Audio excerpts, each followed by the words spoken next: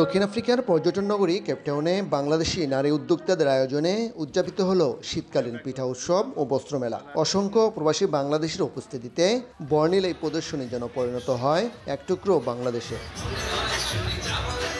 মেলায় আগত দর্শকদের জন্য অসংখ্য স্টলে সারিবদ্ধভাবে সাজানো হয় বাংলাদেশি পোশাক আর নানা স্বাদের খাবারের পসরা। বাহারি স্বাদের পিঠাপুলি, চটপটি ফুচকা এবং জিলাপি সহ ছিল নানা পদের খাবার। এছাড়া দেশীয় পোশাকের স্টলও ছিল মানুষের ভিড়। দাম কম হওয়ায় বেচা বিক্রিও বেশ ভালো হয়েছে বলে জানান ব্যবসায়ীরা। এই পিঠাপুলির মেলা এটা আমাদের কাছে অনেক গর্বের, যে আমরা আগামী প্রজন্মের কাছে ধরে রাখার জন্য আমাদের এই আয়োজন। বেচাকেনা আলহামদুলিল্লাহ খুবই ভালো। অলমোস্ট ফিনিশ, আমার অল্প কিছু খাবার বাকি আছে। একটা দেশীয় মেলার পিঠা উৎসবের আয়োজন করা হয়েছে।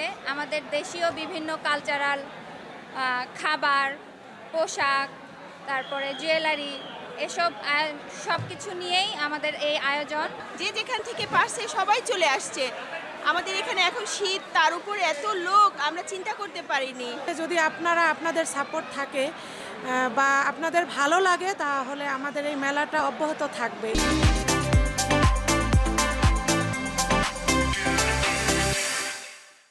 বিদেশের মাটিতে ব্যতিক্রমী এই আয়োজনে অংশ নেন দেশটিতে বসবাসরত প্রবাসী বাংলাদেশিরা। দূর দূরান্ত থেকে মেলায় এসে দেশীয় জিনিসপত্র কিনতে পেরে খুশি সবাই। বিদেশের মাটিতে দেশীয় সংস্কৃতি চালু রাখতে এ ধরনের আয়োজন ভবিষ্যতেও হবে বলে জানিয়েছেন প্রবাসী বাংলাদেশি নারী উদ্যোক্তারা।